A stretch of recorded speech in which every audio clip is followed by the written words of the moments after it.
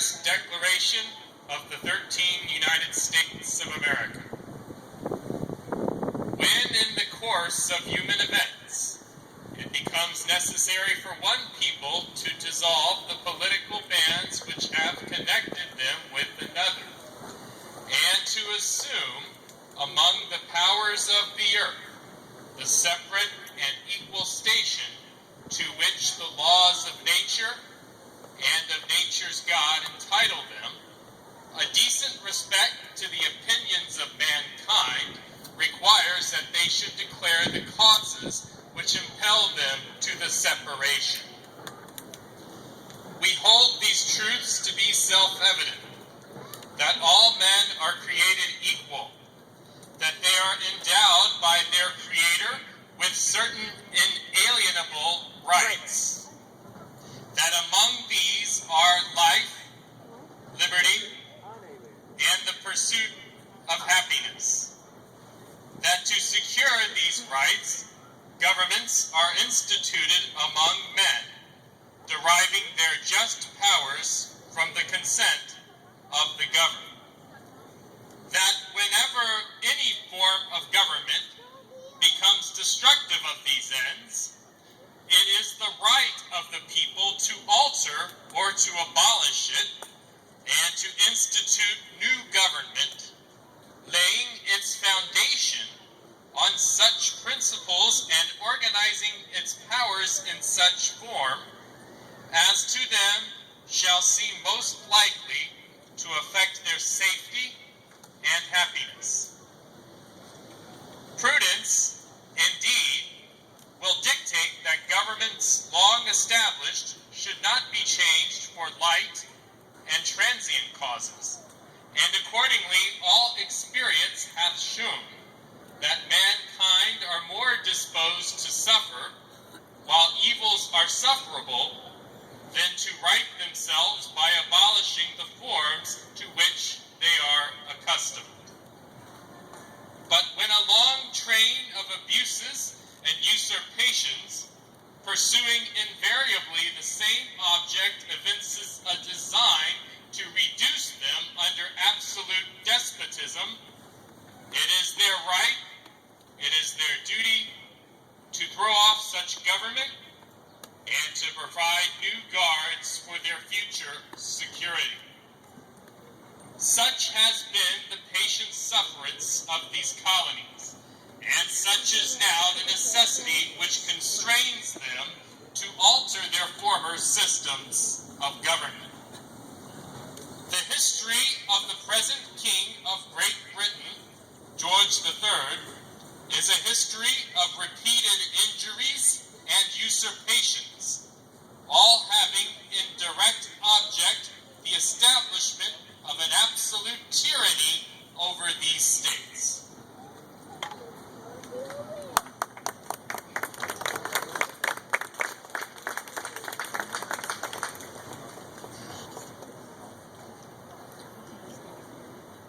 To prove, let the facts be submitted to a candid world. He has refused his assent to laws, the most wholesome and necessary for the public good. He has forbidden his governors to pass laws of immediate and pressing importance, unless suspended in their operation till his assent should be obtained. And when so suspended, he has utterly neglected to attend to them. He has refused to pass other laws for the accommodation of large districts of people, unless those people would relinquish the right of representation in the legislature, a right inestimable to them and formidable to tyrants only. He has called together legislative bodies at places unusual, uncomfortable, and distant from the depository of their public records for the sole purpose of fatiguing them into compliance with his measures. Red tape. He has dissolved representative houses repeatedly for opposing with manly firmness his invasions on the rights of the people.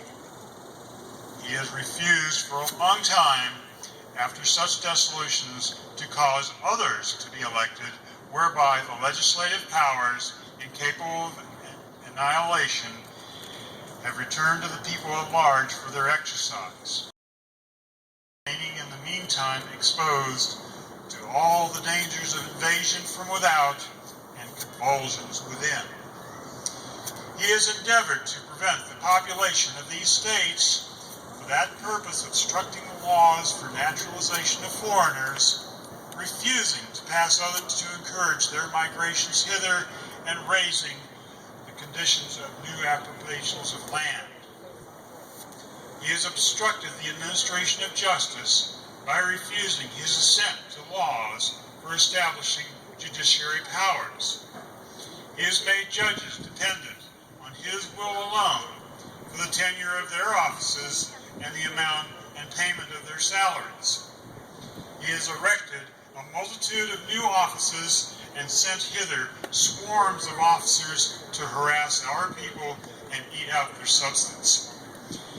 He has kept amongst us in times of peace standing armies without the consent of our legislatures. He has affected to render the military independent and superior to the civil power. He has combined with others to subject us to a jurisdiction foreign to our Constitution, and they're unacknowledged by our laws, giving his assent to their acts of pretended legislation.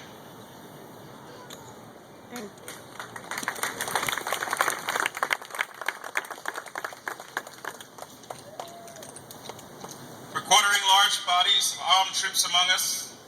for protecting them by mock trial and punishment for any murders they should commit on the inhabitants of these states, for cutting off our trade with all parts of the world, for imposing taxes on us without our consent, for depriving us in many cases of the benefits of a trial by jury, for transporting us beyond the seas to be tried for pretended offenses, for abolishing the free system of English laws in a neighboring province, establishing therein an arbitrary government and enlarging its boundaries so as to render it at once an example and fit instrument for introducing the same absolute rule into these colonies, for taking away our charters, abolishing our most valuable laws, and altering fundamentally the forms of our government, for suspending our own legislatures and declaring themselves invested with power to legislate for us in all cases whatsoever. He has abdicated government here by declaring us out of his protection and waging war upon us.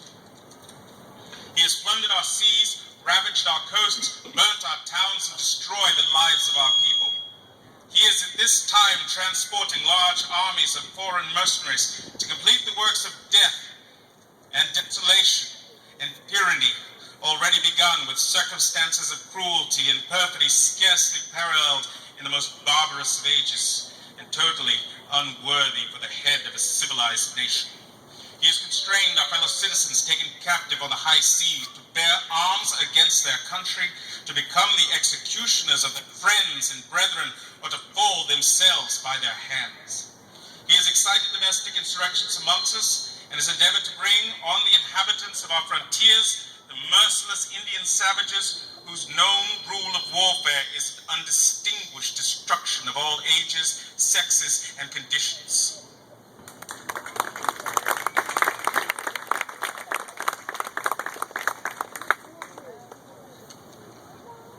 In every stage of these oppressions, we have petitioned for redress in the most humble terms. Our repeated petitions have been answered only by repeated injury. A prince, whose character is thus marked by every act which may define a tyrant, is unfit to be the ruler of a free people. Nor have we been wanting in attentions to our British brethren. We have warned them from time to time of attempts by their legislature to extend an unwarrantable jurisdiction over us. We have reminded them of the circumstances of our emigration and settlement here. We have appealed to their native justice and magnanimity, and we have conjured them by the ties of our common kindred to disavow these usurpations, which would inevitably interrupt our connections and correspondence. They too have been deaf to the voice of justice and of consanguinity. We must therefore acquiesce in the necessity which denounces our separation, and hold them, as we hold the rest of mankind, enemies in war, in peace, friends. We therefore, the representatives of the United States of America, in General Congress assembled, appealing to the Supreme Judge of the world for the rectitude of our intentions, do, in the name and by the authority of the good people of these colonies, solemnly publish and declare that these united colonies are, and of right, ought to be free and independent states, that they are absolved from all allegiance to the British Crown, and that all political connection between them and the state of Great Britain is and ought to be totally dissolved,